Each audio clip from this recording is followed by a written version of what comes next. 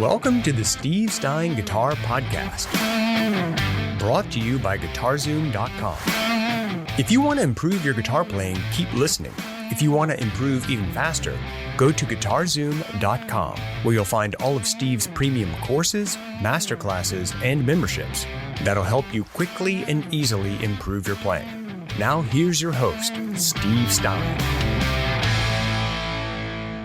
All right, so in this video, what we're going to be talking about is yet another way to think about soloing in terms of your visualization and your application. Now, there's a million things that we could talk about with this, and this is why I keep making different videos, to keep trying to get you to think a little bit differently about what you're doing. So what we're going to do today is we're going to be talking about the importance of trying to infiltrate your solo in adding in melody by outlining the chords that you're supposed to be playing, okay? The chords that are happening underneath you in the rhythm, and your ability to be able to play melodically by thinking a bit about those chords. Now, again, we're not talking in terms of third, fifth, that sort of thing necessarily, but I want you to just think about this for a second. So, for instance, if I was looking at a C sharp minor chord right here, okay, so I'm visualizing a C sharp minor, and I ask myself, well, what am I going to do with this, right? When I solo over this, what am I going to do? Well, the first thing I might think is C sharp minor pentatonic, right? So I'm doing some stuff relative to that.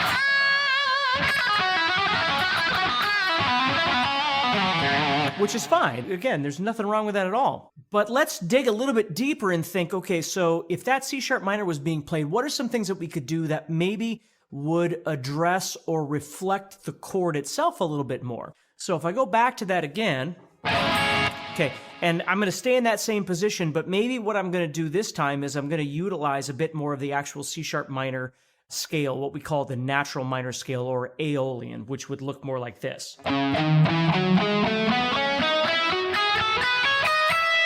Now, again, if you don't know that, I have guitar courses and other videos that you can watch that are going to help you with that. But that's what I'm playing, is the natural minor scale. Okay? But again, that doesn't mean I'm not going to use pentatonic in there. I can at any time shift between the mentality of both of those approaches of playing more diatonic versus more pentatonic. But the bigger picture here is that I've got this chord sitting here right there. If I just outline that C sharp minor chord, okay, it's sitting right there. So as I'm playing, I'm aware of those notes a little bit more. Like if I could highlight it on my fretboard, I might highlight those notes a little bit in context of whichever scale I'm playing. So as I play, obviously when I bend that up, it becomes this note, which is the note C sharp, which is the root. So that's a great note to bend because I'm bending to a note of that chord.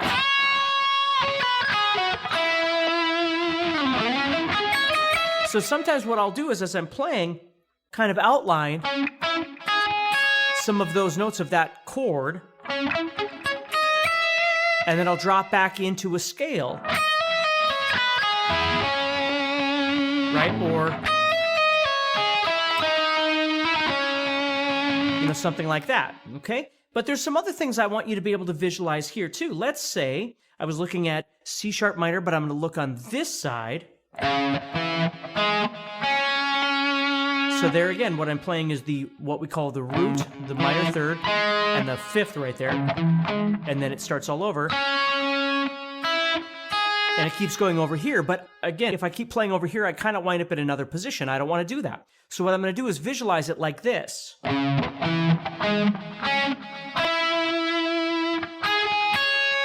So you see, I'm putting two notes on this third string here. And you can see how it kind of overlaps what we were doing in this other position here with these notes right there. So what I like about that position is that I can come down here into this position of C sharp minor, and I can visualize those notes. And I love this third string because it can transition me from thinking the arpeggio over on this side, arpeggio meaning the notes of the chord, or if I go to my pinky right here, I can transition over to the arpeggio on this side, which again is the notes of the chord, C sharp minor, right? So I can shift between those at any time. And I love that kind of sound. So there's kind of a pentatonic thing, right? And then I drop into...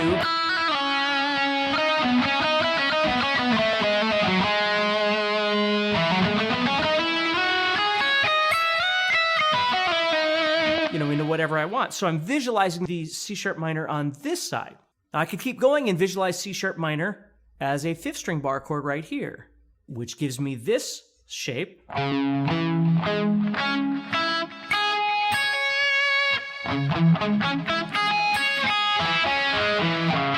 So again, visualizing.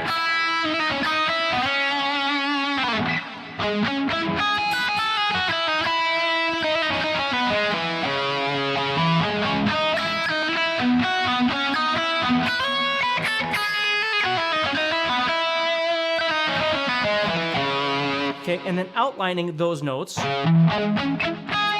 whenever I want. Again, I don't have to do just one or the other. I can play pentatonic, scalular, and then throw this arpeggio in.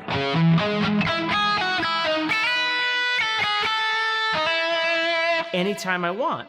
The point is you can get out of just thinking about C sharp minor being here and then just soloing in this one position and knowing that these other positions are available, but you just don't really use them. The beauty of this is that you can actually utilize these very effectively when you play, and it works really great. Now, there's a whole host of different ways that we can do this, but again, I don't want to overwhelm you. I just want you to think a little bit outside those lines. So you can start thinking, well, how do I want my solo to sound? When I hear this C sharp minor,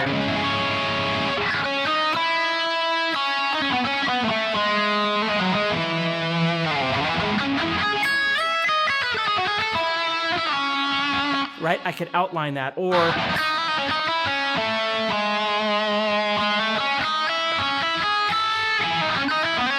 however I like. I could start making some patterns here as well, too. Sometimes it's kind of fun to do things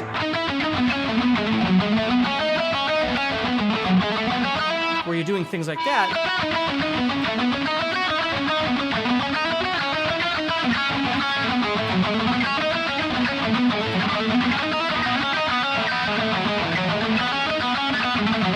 And again, I'm just visualizing these positions as I go. Now, it has a little less to do with the melody, right? But it does sound kind of cool as you're playing. So there's a lot of really cool things that you can do. So think about this. If I was playing, let's say I was going to take a chord progression like C sharp minor, B major, and A major, which is a really common chord progression in whatever key, okay? And so what I want to do is I want to think about how I could approach those 3 chords. Well, one thing I could do, I think the most logical thing that people would do is, well, there's a million things you could do, but one thing is to move with the chord shape. So if I've got C sharp minor, B, something like that, which would be perfectly fine. But let's do a counterpoint idea where what we're going to do is as the chords move down, we're going to move up. Okay, just an idea. Again, there's a million ideas, which is why I make videos for you. But this is kind of cool. So I'm going to take this C sharp minor. I'm going to switch over here. I'm going to take this C sharp minor, and I'm going to take this idea right here.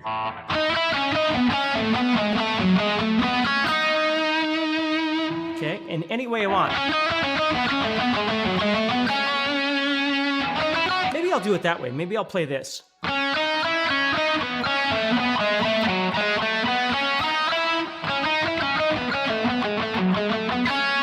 So it'll look like that.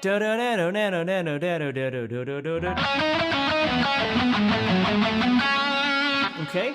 And then when the B comes up, what I'm going to do is I'm going to move up, and I'm going to do the same idea there.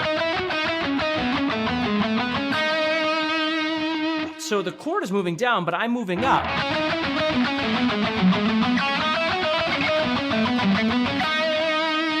And then it moves to A, so I'm going to move up. See, so I can get this kind of sound happening, and I'm moving up.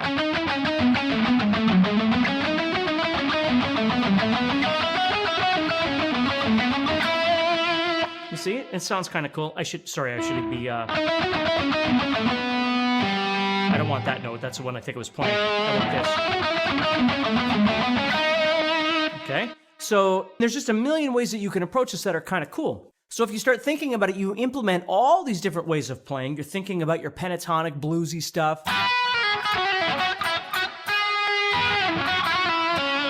You're thinking about your more diatonic. And then you start thinking about this arpeggiated idea.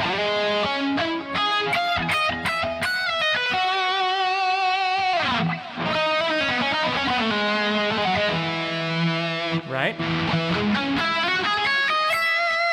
And then you start taking some of these patternized ideas, which are kind of cool too. Bottom line is this: when I go and I play and I think about C sharp minor, for instance, which again, all of this relates back to the key of E major, if you know your theory, and if you don't, it's okay. But that's what's happening. So if I think about this and I think about C sharp minor, I always kind of think about the tactics that I have to approach this. So it's not just grabbing one position and playing, but deciding where I want to go and what I want it to sound like when I get there.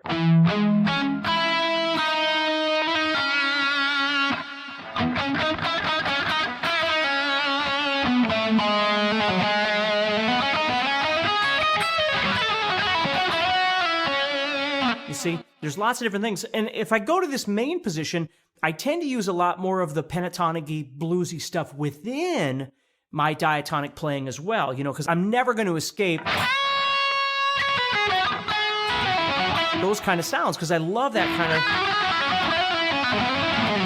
of chromatic stuff, things like that I'll throw in there. Where if I'm playing maybe in this position, I'm not going to play as much of that. It's going to be a bit more pure if I move down there, just because I know that about myself. So those are things to think about a little bit as you're learning these sorts of things. If you enjoyed today's podcast and want to learn guitar even faster, go to guitar-Zoom.com and click the Get Started button to get access to courses that are right for your interest and skill level. Again, go to guitar-Zoom.com and click the Get Started button.